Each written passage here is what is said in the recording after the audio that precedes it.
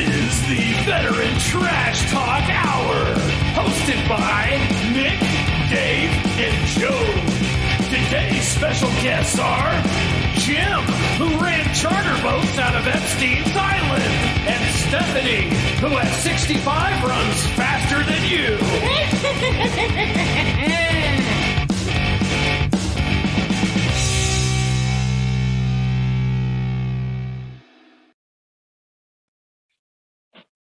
What up, Trash Talkers?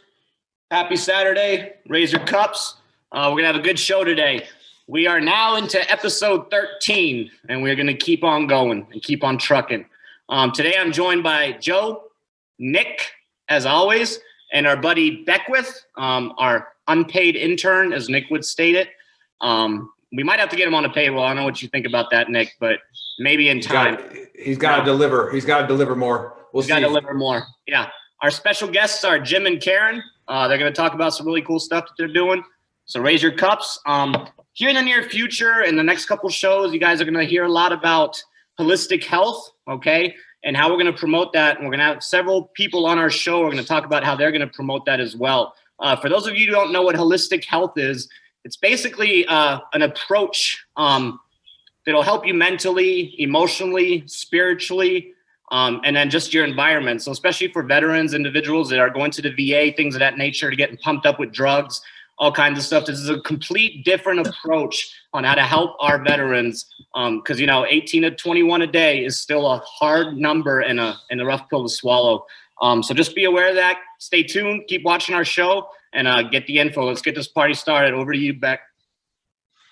Hey, it's about time that I got the first word. I just want to say that I'd like to thank Dave, because I know that it was you that pushed for me to get the first word. Nick never would. He's not a very good leader. He's a bad person, and he learned everything from me. I just wanted to put that out. Yeah. So, well, yes, and careful. You're also better looking than Nick, so it's easier for me to go to you. All right, so the first word, I kind of wanted to pump up. I just left an amazing dude. He was a dog handler for 5th Special Forces Group. Ended up getting out about 10 years ago or so. Took his dog with him when he left because his dog retired. And then he came up with an idea to start a business that takes dogs that are retired from the military and dogs that are retired from police forces. They're canine working dogs that have been trained just like us to, they've done the same things that we've done, and in some cases more than we've done, that have the same problems with post-traumatic stress and have the same problems with, always being on edge and wanting to work. Taking those dogs, retraining them and repurposing them after they retire, and making them service dogs for specifically SOF-specific guys that got out and have PTSD problems, so that they have something that they can go back on. I think a lot of people that get out get themselves put on, they think they're on an island, so they're a part of a platoon, they're a part of a team, then they get out and they don't have that anymore, and they think that the guys that they left don't think about them anymore, and they're on an island. And this guy gives them dogs, and makes the dog and that veteran hey buddy, part of. Yeah. Do you have a website to that, or a link to where he goes? You can wait 2 seconds, Nick. I was trying to go into that. I'll put it on right now. I'll throw it on. Hey, it's called Second Chance Canine. All right, so Second Chance spelled like second and chance. And then K9, big K. Spell K9. And a 9. Spell K9. K9. There you go. All right. You got it? You good? All right. K and then 9.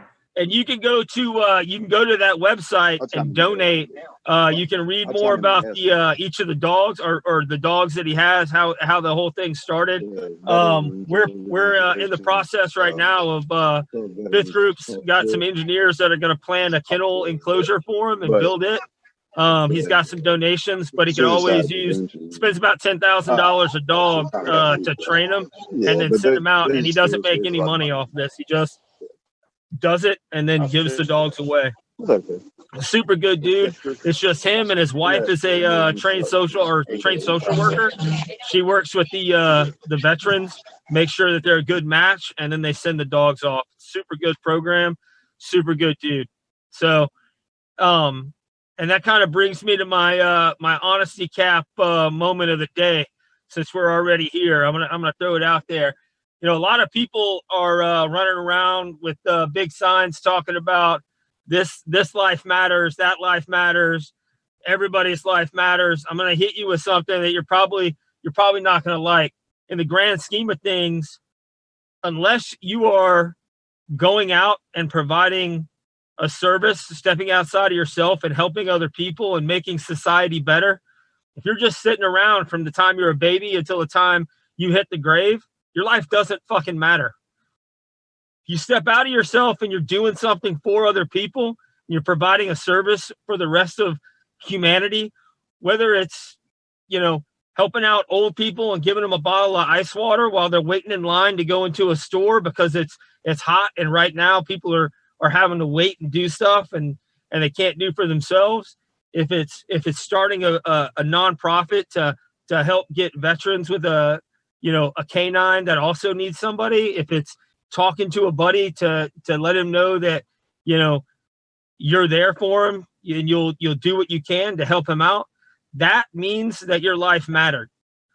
Just sitting around bitching, whining, and moaning and not doing anything to help yourself and help the rest of the people around you, that your life doesn't have value. So we talk about veteran suicide. We talk about all this stuff. You can look at almost any 12-step program, and most of them have one common thing, and that's that providing service to other people builds you more than it builds other people. Help yourself by helping other people. That's all I'm saying. I like it. Joe, it's on you, Joe. Now it's you. Dave, you need a word, or are you ready for me to go? You're good, brother. Go for it. I'm glad we went right from me to Buddy to me, because I liked what you touched on, Buddy. I don't have a specific soapbox on a specific topic. I'm going to touch on a few. That's definitely what Buddy says may come off harsh, and some people may get a little diaper rash over. Well, he just said my life doesn't matter. No, that's not what he's saying. What he's saying is kind of what we're doing here. We may not be making the hugest dent, but we're making a dent in the right direction. And don't be a troll and just sit around and knock everything and be completely negative. Don't be that guy that sees an NFL post and talks about, well, who gives a F? They make too much money anyways. That guy was awesome. That guy was legit. Well, you do, like Perry called him on it. You do, because you're the one watching the freaking games. Like, don't sit there and stare at a problem and bitch about what's wrong with it. Provide no steps towards a solution and pretend that your opinion should matter to me. That's just white noise. Do something about it. Put your foot forward and hold on. Say, I'm offended at white noise. Offended at white noise. Different choice of words. Thank you. Agreed. Yeah. I actually, a lot of you see me with my videos. I got to wear masks on some of these construction sites. Well, all my masks are their American flag. One of them is a Declaration of Independence with a big bald eagle. And I had somebody a couple weeks ago ask me if I realized how many people my mask offended. And I was waiting to bring it on the show, and I almost was like, I better say something before I forget about it. Because to me, I'm like, all right, this guy obviously doesn't read the Book of Earl, because what a triggered pansy. Because I'm wearing an American flag, and I make it very clear I'm a veteran. And you can anybody can find something wrong with anything. It takes an actual adult and someone that truly does want to make a difference, not just just chirps about it, to actually put their foot forward, put some skin in the game and do something about it. So, also on what Buddy said, I'm a huge advocate for dogs. There's a lot of guys out there that there's not a person out there that can talk to them, but a dog can do something different. And especially these dogs that have been traumatized by combat, it's the perfect fit. It's one helping the other, and for some guys that is the only fix is a dog. So I'm definitely a huge advocate of what Buddy said, and just be part of the solution or mute your mic. That's all I got, Dave. Hey, Joe, I want to step on something that you said, man. I think that I personally think it takes way too much energy to be offended by everything. Did you have to actually think about why you're offended by it? No, like, just go about your day. If it's not personally hurting you, if it's not causing you physical pain, just keep it moving. Why does it matter? Yeah, you're right on, buddy. Just like you said the other day, one of your honesty caps, where it's like some people actually travel to be offended. Like they go somewhere else to not like something. And it's like, dude, you don't even live there. And yet you are going there to be offended. Like you're going on a offended vacation. Like, why would you leave your house to get pissed off? It's like when Howard Stern got big and they said the average person that liked him listened to him for 2 hours. The average person that stated they hated him listened to him for 3, both for the same reason. We wanted to see what he'd say next.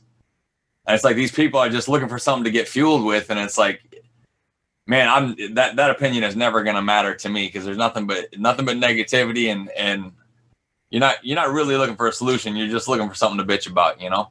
What kind of crazy world will we live in if instead of traveling, if all those people took that time they spent traveling to be mad, get together and burn cities and be offended and throw bricks, if they took that energy and flipped it into something positive and just tried to help somebody instead of trying to tear down, I had a conversation with the guy that does the dog things. He's a contractor now. He just came from Africa, and he's writing a documentary about the current slave trade in Africa all the way up through Niger into Libya. Like, how can you be so offended and mad about slavery that happened 200 years ago and how it affected you personally when you didn't really have you didn't have to deal with that, but not be at the same time upset about the fact that right now, today, there are people that are being sold, slaughtered, their body parts are being sold, they're being shipped off and used as slave labor from everywhere. The same exact thing that was happening 400 years ago is happening right now, just to other places in the world. That doesn't bother you. But statues of people that were 200 years ago, that triggers you into some volatile riot. I don't know. It doesn't compute to me. I don't know why. Yeah, and like I'm reading some of the comments on our Facebook live stream, and the big angry Russian Bill, he's like, I always find something wrong with Nick, and Buddy doesn't like Nick, and I'm just a master of not taking things personally. So you can literally say whatever you want, and like we're kind of fits the narrative of, I know where I stand. I know what I'm trying to do. If you don't like it, I don't care. And if you don't like me, I don't care. I had that conversation just the other day, Nick. Somebody told me that everything is so confusing now. And I was like, everything is so confusing because you don't have a base or a foundation that you can go back to and go, well, this is where I stand. This is the issue at its simplest. How does that affect like how I stand? Like, and if you don't have something that you actually stand for because you're fluid in your morals and you're fluid in your values, then any voice that comes with a little bit of logic based in any kind of fallacy you can figure, oh, well, I guess I stand for that now. I don't know, because I don't really know where I stand in the first place. Yeah, that's perfect. And I know Karen, who'll come on the show later, she's writing all this stuff down because she's a psychologist and she's just going to destroy us on all of our manliness. But Dave, on to you, man. Yeah, absolutely. I think we could talk about this topic for hours. Just with everything going on in the media and stuff, it's just it's crazy times we live in. But without further ado, hopefully he's even paying attention right now. I'm going to introduce Jim. I've known Jim since 2004. We served in the 82nd together, specifically Charlie Company's 2nd Platoon. He left the 82nd to get into real estate and then just killed it in real estate. I actually bought my first house from Jim, and it's always inspired me to also become a real estate agent. I'm currently getting my license, all that good stuff. But now he is a captain, and he drives a boat all day. Certified by the Coast Guard as well. So he's an official captain and he goes fishing all day. So, Jim, just tell us about your experience as a captain. You're going to obviously offer some free rides for veterans or some discounted prices. Yeah, and let's see what you got, brother. Hey, what's up, you guys? Hey, What's up, Jim? Not much, man. Just going back to Trent, man. I sold him his first house. We were in the Army together. We did some fun shit. Sold him a property that I think he still has. Maybe his ex-wife has. I don't know. I don't know what happened to all that. I still got it. All right, good shit, man. Great investment. That young gentleman. Good night. Put your titties away. But anyway, man, it went on for 14 years. Very successful. It was a good run. Went ahead after 14 years. I had $9 million in inventory that I gave up. Hey, Jim. Hey, Jim. Real quick, I got to stop you for a second. All right. Lieutenant Colonel Rob, the angry colonel, has showed up. I don't know what he's going to say, but Lieutenant Colonel Rob, what do you want, man? All right, so all I heard is a brief bit about toxic masculinity. All right, here's the deal. Everybody says they're toxic masculinity until some shit actually goes down and you need to get some stuff done. So, yeah, I get it. People want to be upset about the manliness of the world. However, when shit needs to get done, you call a strong-backed, able-bodied male person in the world. And that's all I got. All right, that was the Angry Colonel minute. So, Jim, back to you. Thanks for stopping by, sir. That was awesome. All right, cool. You got me back? I think. You're back on, Jim. You're back on.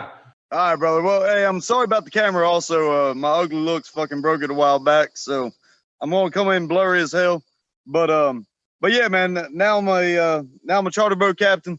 I catch fish. That's what I do, man. Wake up 5 a.m, come home after the trip. We catch fish all day. That's all I fucking do. So back at it, man. Got a lot of veterans. I donate a couple trips a year.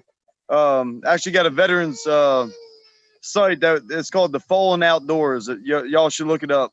But the Fallen Outdoors, we donate, hunting, fishing trips, different captains, different guides throughout the entire U.S., taking people out to either hunt or fish. And man, it's really dedicated to people with PTSD, need to get out, need to do something, get their mind off shit. Really good organization. But a lot of them boys actually charter me too. So, they get free trips, but they come out with me. They charter me also. Really good organization, and a lot of good things we got going around here, man. It's very stress-free. You get on the ocean, your phone don't work. It shuts off about 10, 15 miles out. You can't get service. You go out all day. You're with the boys, hot sun, sweating, back to the grind, catching fish, come back. I mean, there ain't nothing better than that to me. Pretty cool. We're right outside North Topsail Beach, Sneed Ferry, North Carolina, about 2 hours from Fort Bragg. So a lot of them boys, they want to come down, hit me up. I'd be glad to take them out. Hey, Jim, we'll get your link on our YouTube, and so that people can get connected with you.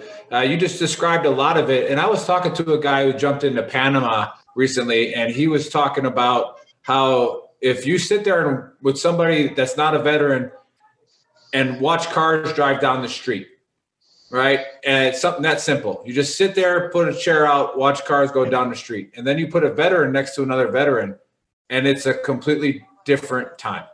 It is, you are sitting next to a brother or a sister in arms. And I think that's awesome what you do volunteering your fishing, your charter service. What have you seen? Like, just kind of pull people to, again, that spiritual side of fishing, because I loved it. I mean, you get out there, like you said, the phone's off and all that kind of stuff. What is the benefit, the drive that you had to start your business is kind of what I'm asking. And that can also pull other people just to get out of their shell and go do something different. No, I hear you, man. I mean, honestly, that many years in real estate, as David was saying, man, it just drug you down. I mean, you're getting calls at 7 a.m., you're getting calls 7 p.m. It's paperwork, it's monotonous. It's fucking terrible, honestly. Like, you're going from airborne infantry to paperwork to being a paper pusher, putting on the fucking pretty shirt, the fucking stupid pants, tucking it in, man. I wear board shorts every day. You know what I mean? I wear board shirts. I got a little t-shirt I wear. I get in the hot sun. I take people out on vacation. Not veterans all the time, of course. I mean, I take a lot of people out, not veterans, but they're here on vacation. That's their big thing. They're spending $800 to catch fish. They catch the fish of their dreams. They post it on all their social media. They love life, man. When they're out there, they just love everything that's happening. Now, on the flip side, you do got the people who get sick. You got the seasick people, and I'm right next to Camp Lejeune. So I went from Army. Now I'm taking out a bunch of Marines all the time. I got the big boys, the crown eaters. They get on there. They're badass until the ocean hits them, and then they're puking over the side. So I get a little chuckle myself off making Marines puke a lot. They're supposed to be the hardy ones. You got the airborne infantry guys making the Marines puke, but now on the flip side, man, it's very therapeutic. I mean, you got a lot of these guys get out there.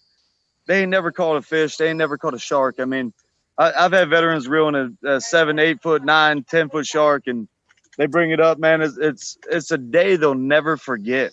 It's something they're going to remember for the rest of their life. And, they post on the social media to tell their family about it.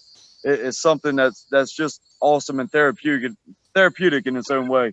So, I'm giving back. I'm making money. I mean, I'm doing my thing. They're doing theirs. And, we post the free trips when we can, and disabled veterans. I mean, I got electric reels for people who have disabilities, man. They come out and just hit that button on the electric reel, even if they don't have the brawn to get them up anymore. And it's really freaking cool, man. It's a pretty awesome gig. Yeah, that's awesome, Jim. I appreciate what you do for veterans, and also you found a way to be happy and found a way to get paid for it. You nailed it, bro. And that's awesome. So that kind of goes into my soapbox a little bit. We covered a lot of it. It's being healthy, and what does it mean to be healthy? What does it mean to be successful? The wrong message continually gets pushed out that wants to make everybody a victim. And the people who are successful are now responsible for the ones that are not. And that successful message and that healthy message is what's wrong. It's getting pushed out the wrong way. How do we take care of veterans? I don't know, throw more money at it. All right, more programs. Easier access to drugs. Like that's what happens, because America, like I've talked about before, has a linear language. English is a linear language, and it's this solves that. This will help that. And it's like, no, we're not looking at the whole system. We're not looking at your body as a whole. We're not looking at each individual veteran which we shouldn't have to do, because that veteran understands teamwork. That veteran understands community because they've been a part of something bigger than themselves. Like Buddy was talking about, if you lived your life never serving, never making someone else's life better, then your opinion, that's cool, man. I'm glad you have that opinion, but what have you done? What have you done for society? What have you done to help? And so that's what we're trying to get into. And we got a sponsor coming. Hopefully they come aboard, but we've talked about the muscle activation guys. and they're going to come on and they're talking about treating, you know, brain injuries and PTSD, because a PTSD is a brain injury. It's not an acute injury. You didn't get hit in the head, but something happened in your life. And it doesn't have to be military. It doesn't have to be, I mean, pregnancy. The largest case of PTSD is pregnancy in women. And it's like that their brain is damaged from that. And whenever you have an instance that your stress levels want to go up, your brain it remembers that highest level, and that's where it goes. And that's what I've learned from all these doctors talking about it. And, you know, Karen helps us out with it. She's really good with it. But we need to take a better look at it. And we have some other people that have been calling us wanting to get on and share their experiences and share their professionalism and how they're going to help. And we're going to bring them on the show as well, because don't just sit there and be the victim. Don't sit there and listen to the message that you're this messed up because of this. And you don't have anything to look forward to because of this. Nobody's going to understand you because you're a veteran. You know what? We don't need civilians to understand us. What we need civilians to do, we don't even need them to do it. But if they want to help, they just need to try. And they do. We have lots of awesome civilians on our page. We have a lot of supporters on our page. And they come on, and that's all we need you to do. But bottom line, man, if you're watching this and you're having problems, you need to fix it. Like, you need to get better. I keep hearing all these stupid messages come out on my radio about, hey, wear a mask to save others. Let's all do our part. And sure, I'm not even getting into the whole mask argument because I don't care. The whole thing I'm talking about is, when is the message going to come out on my radio that says, treat your body better? That says, go work out today. Go be stronger. Go make 2 new friends. Go make the community better. We spend all that money as a city, spend on a message to put on a piece of cloth over your face, whether you like it or not. I'm not getting into that. It's, when is it going to come out that, hey, maybe you should do something to help your community out?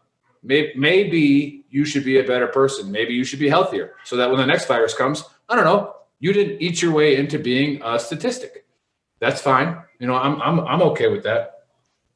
The DOD, and this is where the problem comes with the DOD and taking care of soldiers and VA, that kind of stuff, is, you can ask Dave, he's a recruiter. We don't care about our 18 to 24-year-olds. The DOD does not really care. We throw a bunch of money, but guess what? When that 18-year-old gets a leg injury, guess what? Dave just signs up another 18-year-old. We're going to find another one. The DOD's responsibility to the taxpayer is to close within and destroy the enemies of the United States. That's a harsh reality that people don't understand. So I got it. We want to take care of everybody, but we just can't, because we have a mission to do. Now, us as veterans, we can take care of our own. We can help each other out. So that's what I'm charging people who are watching this to do. And it kind of caveats onto what Buddy's saying, is don't just sit there and troll. Sit there and do something about it. Get up and do something about it. That's all I'm asking. And so I'm gonna introduce Karen now. Karen is probably one of my most favorite people in the world, because she got my platoon to be the best platoon in Hawaii. And that's not saying much, because Hawaii sucks as far as, like, you know, they're not paratroopers, they're not Rangers, they got a couple, blah, blah, blah, whatever. But I loved it. We had a great unit. We had a strong unit. We were good. We had a lot of good leadership there. But as far as, like, runners go, I never understood how to teach somebody how to run. I just told them to run faster. Right? So, like, I can make your chest strong, I can make your abdominals strong, but running, I had no idea. And then lo and behold, we had Karen. Karen was our run coach for the brigade, and everybody I sent to her improved their 2 mile by 2 minutes. And she lost her funding. This is what I meant about the DOD not really caring about 18-year-olds and 19-year-olds. And I went to the division sergeant major and said, hey, how come you took the funding away from Karen? I was like, here's my stats. And then Karen was able to show her stats, which were much bigger than mine, broader sample, because I only sent her like 6 guys. But she's a phenomenal teacher. She has already volunteered to get on our website and give a link to help soldiers and veterans that are struggling. She's a phenomenal person, and she's going to explain herself and what she does. And Karen, it's on you. Thanks for coming. Thank Cheers you. to you, Karen. Cheers to you. Thank you. So I've been working with the Army for about 7 years, and I started off with CSF2, which was resilience training and performance training. You guys all know about MRT. I'm really more on the performance side of it. So I ended up leaving and transitioning to a job that let me do more performance training with the soldiers. But while I was with CSF2, I spent a lot of time working with the WTB and specifically working with soldiers with PTSD. So going back to what Buddy was talking about, which I think is just a great point about purpose, was what I found with them was they need a purpose. They need a reason to get up in the morning. And even if it's something tiny. And I had one girl there who just had a really, really negative, bad attitude, didn't want to be there. And those are my favorite people. You give me the worst person in the room, that's who I want to work with. And over the course of several weeks, I got her finally to tell me, I was like, what do you like to do? She said, nothing. And I said, well, you must like to do something. She said, smoke. Oh, okay. Well, where do you smoke? And she said, outside on the crappy benches. I said, what's so crappy about the benches? Well, they haven't been painted in like 5 years and they got splinters and blah, blah, blah. I said, okay, well, you know what? You're going to paint those benches and sand them and we're going to fix those benches up. She's like, I don't want to do that. And I said, well, you're going to, and I'm going to help you. So we got a group together.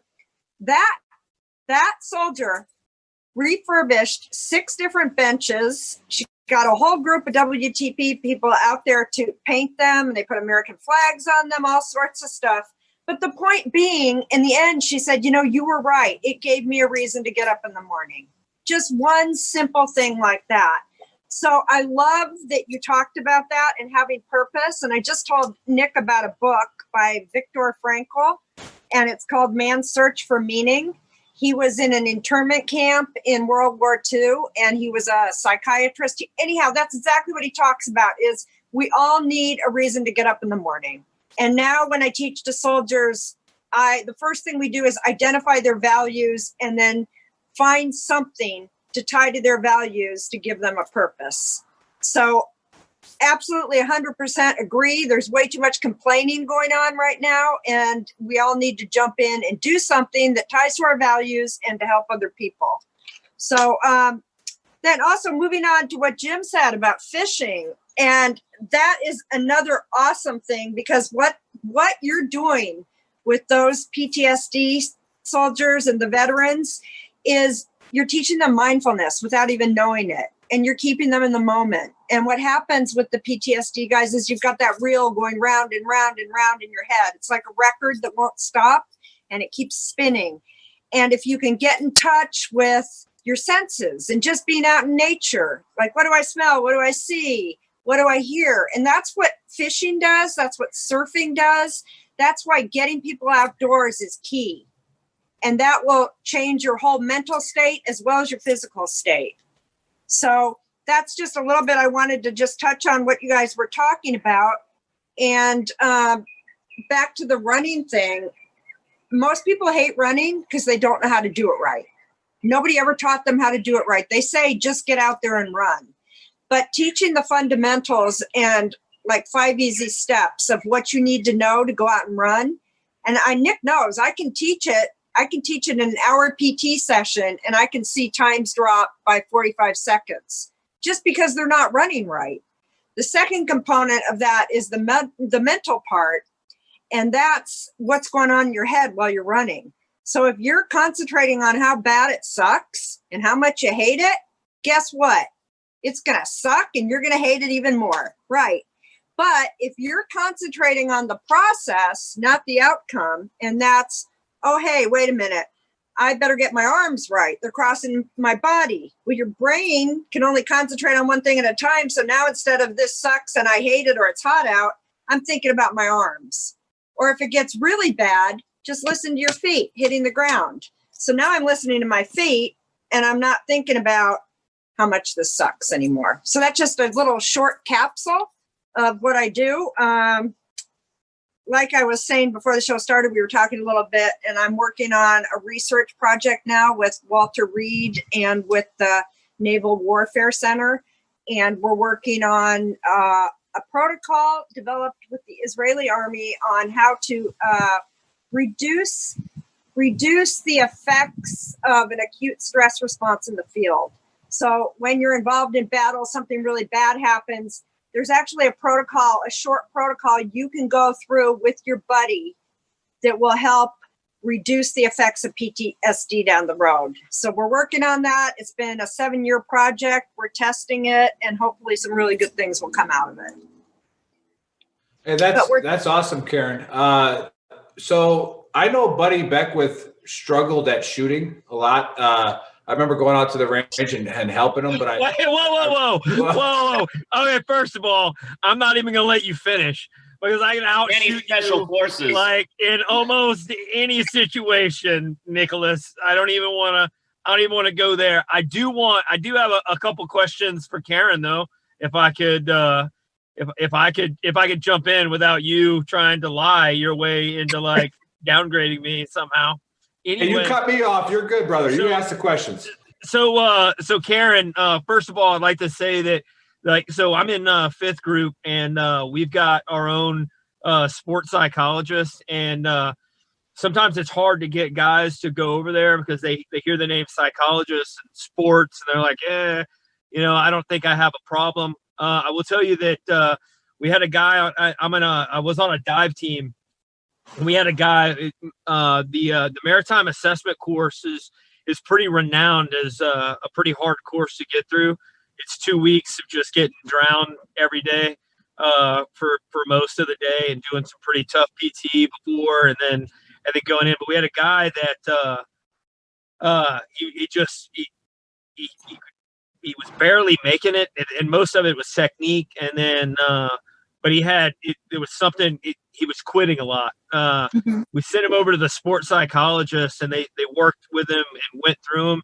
And I'm just going to say that just working with him on being able to stop and tell himself to just go through what he needed to do and take it like a checklist and get it done, helped that guy out immensely. He ended up passing MAC, passing dive school, and going on to do bigger and better things. So I know you probably don't need the props from anybody, but I'm just going to say that I've seen it, sports psychologist side of the military work, and it's a super good program.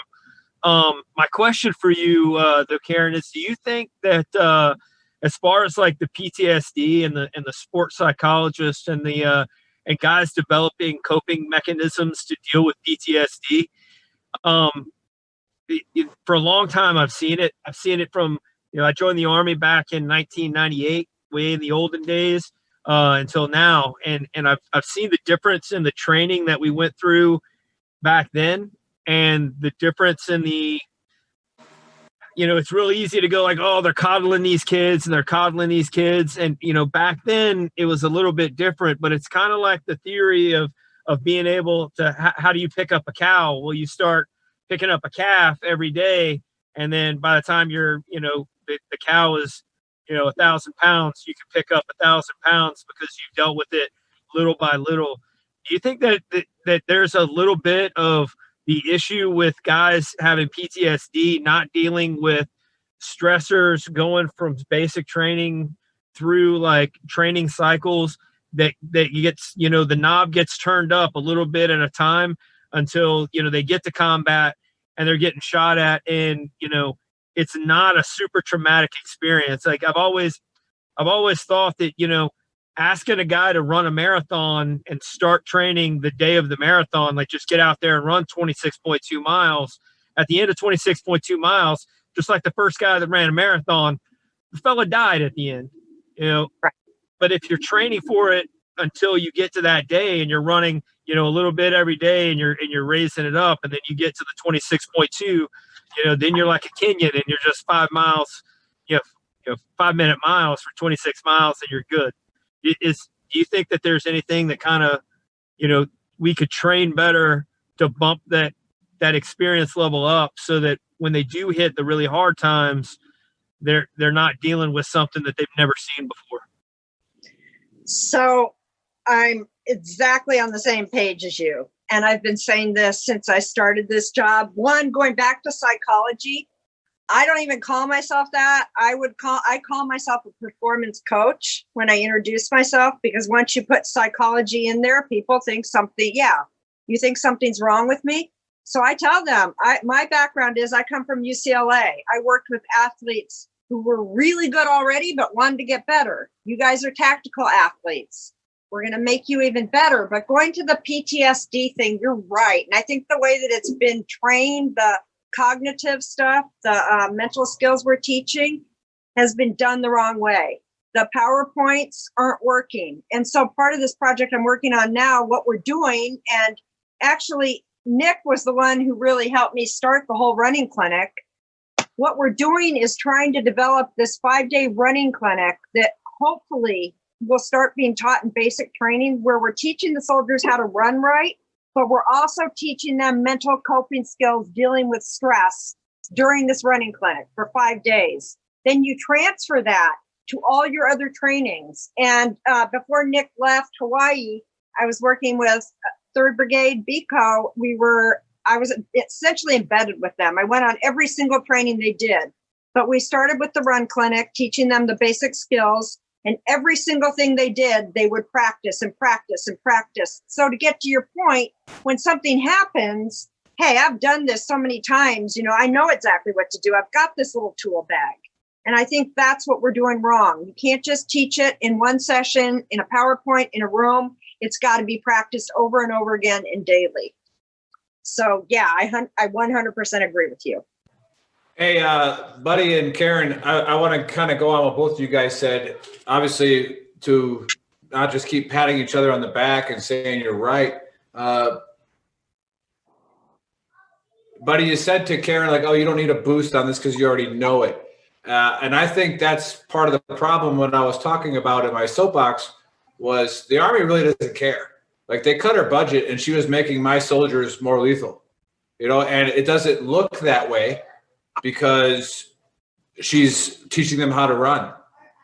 That doesn't translate to the PowerPoints like she was talking about that the higher ups say. So the more and more of the combat guys that actually push this is what's going to make it better. And what Joe said, we were talking earlier today, and Joe was saying, if you're an airborne infantryman, we'll say just that, just a paratrooper, right?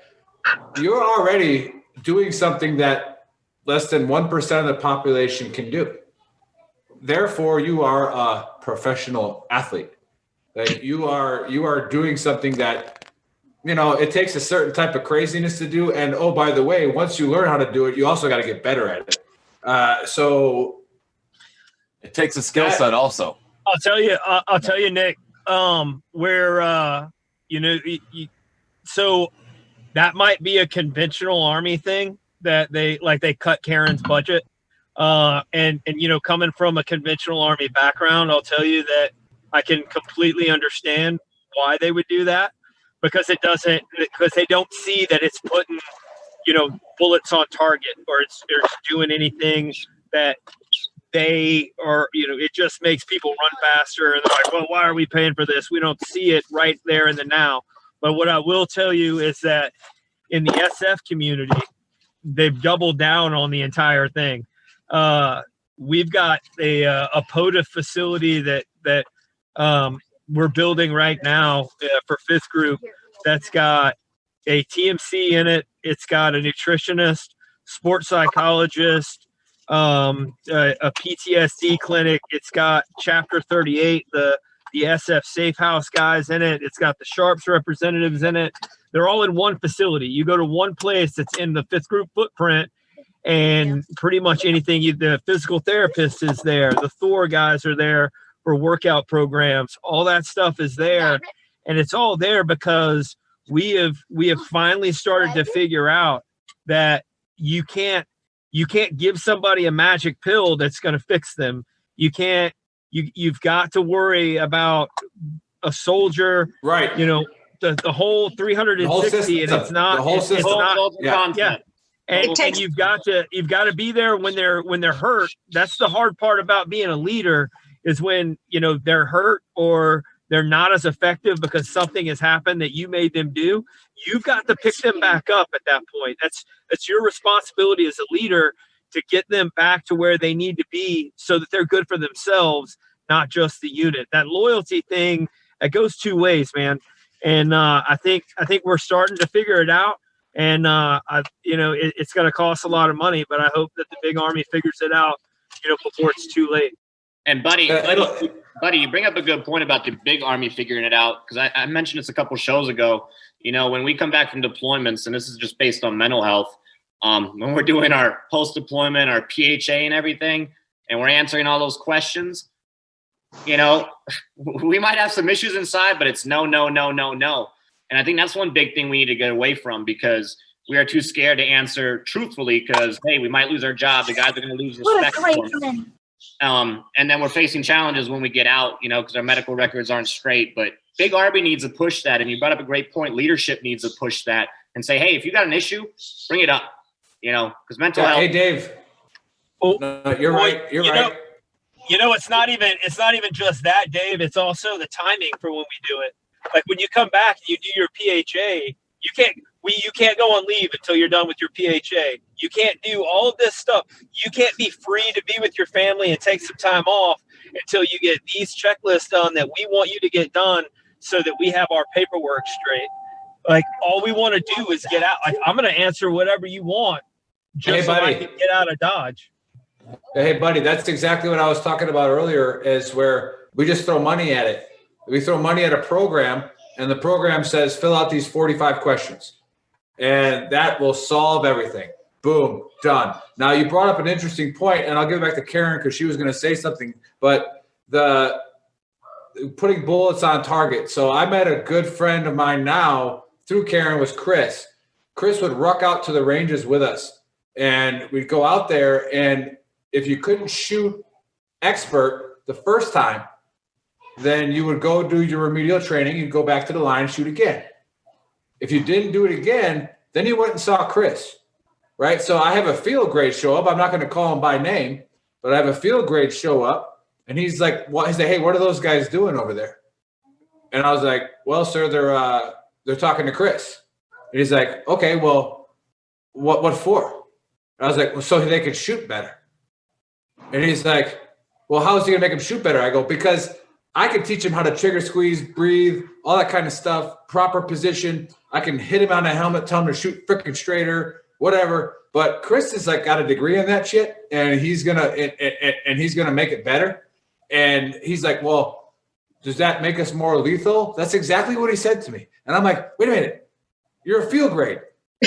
like, does that make us more lethal?" He's shooting straighter because of what this guy with the degree knows how to make him shoot straighter is doing. So it takes people to like grab somebody and be like, "No, this does make us more lethal. We will kill more bad guys. Like, this is what we need." So Karen, you were going to say something. Go ahead before Buddy jumps on. I don't know if I remember what I was going to say now. Okay. But yeah, segueing off of that, when I was working with BCO and with the shooting, and I went out with them, I think the third and last time, I was with them for 6 months. And the very last time I went out with them, and I was doing what Chris does and teaching them how to breathe and get their activation just right for shooting. And they shot 100% expert, the whole company. So, you know, that was our best statistic right there. Oh, I know what I was going to say. Is that a thing? Is that a thing? That's 100% true, Dave. Like I said, she made my platoon the fastest platoon in the whole freaking division, and she made my company the best shooting company. I've actually sat silent and listened to most of it, and it's almost. Nick, tell me, don't you feel like it's almost infuriating because you know exactly why there isn't someone like Karen's program at every unit? We all know why. And I'm not here to trash the Army, but Percocet's cheap and people like Karen give real knowledge, and that's expensive. So I'll leave it at that. But one quick question, Nick, you actually shot 100% as well, expert? Yeah, I shot expert, but that's only after I talked to Buddy, and Buddy showed me how to put extra bullets did you get? Did they because you were a senior NCO? Did they give you an extra 2 magazines, or did they? Well, I switched to M frames. Privates. They had 2 good shooting privates on the lanes beside you. Is that how you did it? That's how you did it before, wasn't it? As soon as I switched to M frames, everything went down. Targets just started going down. So I mean, that's why I wear the M frames, man. Yeah, I got you. Nick, what I was going to say before, am I on? Yeah. Oh, what I was going to say before is I think that the way that the Army's been approaching it is they're looking at resilience and performance as 2 separate things, and they're not. So when you're working with elite athletes and you're teaching them the same skills that I'm teaching the soldiers, that's resilience too. You're teaching them how to perform the best they can be by using the skills to overcome obstacles and things like that. So I think that if we were on that page of teaching it during training and all the time, they would get the resilience benefits, and then it always overflows into your life. Like every time I go out and teach, I'll say at the end of it, okay, so we just went through this whole drill on, you ran the 2 mile, and I taught you how to get your mind off of how much pain you were in from the injury you were having. How can you translate this into real life when you go home?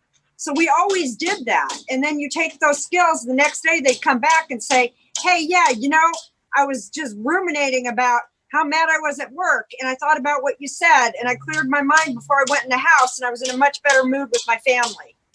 So things like that, if they would just let us teach it and just put it into the schedule that you guys already have going, that's the way I think it should be done. That's just my opinion. But well, you're right, Karen. Again, once in a while, it's the leadership. And like Buddy was talking about, it's the leadership. It's somebody saying, you know what? I'm going to spend an hour out of the day working with the soldiers' whole system. Just an hour a day, 5 days a week. And everybody on this freaking page knows, especially Karen, when you work with the Army, even as a DA civilian, that we sit around all damn day. Unless we're squared away and we want to go find something to go do, find something successful to go do, make ourselves better. And we had a good division sergeant major then when they refunded you. Sergeant Major Hester was phenomenal, right? And he was like, just give me 4 hours. I want 4 hours out of the day where you train. And I don't care what kind of training it is. I just want, give me 4 hours. And again, I love that you're here, Karen, and it's the leadership, it's the infantry guys, it's the Rangers, it's the SF guys. It's those guys that need to be like, because the Delta Force guys all have it. They have all that stuff there. It's there for them. When I was at 6RTV, they sent us down to Hurlburt, where the Air Force SF guys are, and there was everything there. Like anything you wanted. And it's like, yeah, we don't need to give every 18-year-old a psychologist. That's fine. That's not worth the money. But there should be something every day where they get that program. And I know the Army's tried to do it, but it's just a simple PowerPoint class. And hey, teach hunting the good stuff today. Like, Nick, that's the joke. Nick, the thing that you're kind of touching on that I'd like to bring up is that you don't have to give every 18-year-old a psychologist. But what you do have to do, like everything that we're talking about, people like to say there's no such thing as officer and NCO business. There's 100% a difference between officer and NCO business. Where those two meet at the end of the day, that's leader business. And that's what leaders are supposed to do. But, you don't need a psychologist to go out and teach somebody how to do. A bunch of NCOs can go to Karen and learn the skills to transfer to their privates. That's what we do. That's our job is morale, welfare, and making sure that our guys are trained to do this country's dirty work. That's what it's at the end of the day, that's what NCOs are supposed to do. And if we can't send a bunch of guys to go to Karen and learn how to, give our privates the skills they need to succeed, then what are we really doing? We go to BNOC, you go to WLC, you go whatever letter combination of leader course you go to, and now we're trying to translate it into, how can you better be an officer? We don't want to be officers. If I wanted to be a damn officer, I would have gone to college and then joined to be an officer. I wanted to be under a ruck with the boys. That's why I did what I did. Teach me how to make my guys better and their survivability, not just better on the battlefield, but after they get off the battlefield, how do I let them go back to being not normal? They're never going to be normal. And I would argue that they're better than normal people because they've seen what suffering looks like. They've seen what hard work looks like. They're the ones that are going to go back into the country and be able to make this place better for everybody because they've seen what it looks like when everything goes to shit, and they have something to say about not making it go that way. That being said, hey, can I cut you all off for 1 minute? On being better at that. Yo. Go ahead, Jim. All right. Hey, just want to say thanks for having me tonight. Kids are about to go to bed. Daddy got to read a book. Do daddy shit. Say bye-bye, kids. Bye. Bye. Hey, thanks for having me, Karen. It was a pleasure. I'll catch y'all next time. And deuces. Out. Yeah. Hey, thanks, Jim. All right, buddy. Guys, but buddy, you're spot on, and we'll give Karen the last word here because before Dave closes us out, Karen, you were telling me earlier that we might actually be losing funding for the CFS2 again in Hawaii. Is that true? No, I don't work for CSF2 anymore. So no, I was saying that we might be losing funding for this research project that I'm on for PTSD. So CSF2 is still around. Are you there? Yeah, we're there, Karen. We hear you. Oh, yeah, you disappeared. But yeah, CSF2's, they're still there, but they're just doing different things. They're not doing, I don't think they're doing as much performance training. Maybe they are. I've been away for a while, but yeah, they're funded. They're there. Okay, thanks, Karen. And again, for anybody watching right now, and then when the people watch this again, performance is the key. Getting people to shoot, getting people to run faster. Sergeants can yell and make people do things that they want to do because they have the military authority. But in between the ears is the greatest muscle and the greatest power of this country because we're all literate. Even the dumb kids from Alabama, like Buddy, can do things that are awesome. So it's like, it's phenomenal. You just got to use what's inside their head, and we got to get to them. And Karen's a professional, and I thank you so much for coming on the show, Karen. And Dave, it's on you. Hey, cheers again, Karen. Some great. Yep, thanks for being here, Karen. Yeah, absolutely. I'm really stunned, and not to talk trash, but that you made a whole company shoot expert. I mean, that is just some phenomenal stuff. I have not seen that done before. And I served in the infantry, for quite some time as well. So that's just some phenomenal work. Hey, everybody that's watching and listening, veterantrashtalk.com. Check out our merch. Help us support, our veterans that are dealing with their demons and all kinds of stuff. We haven't figured out the cause of the issue, but we're going to work on it, and we're going to keep working on it. All right. So every time you buy a shirt from our website, proceeds go towards Stop Soldier Suicide. Okay. So it's a big cause, and that's what we're here for. Also, YouTube. We have like 3,000 followers on Facebook. I know some of you knuckleheads can get over to YouTube, hit that subscribe button, and then leave. You never have to watch a video, but we need to get over 1,000 subscribers on YouTube ASAP, okay? And what that is going to do, that's going to put more money in our pockets and more money to fund things like Stop Soldier Suicide, stuff like that, all right? So thanks again, everybody, for coming on, and we'll catch you next week. I'm out. Thank you.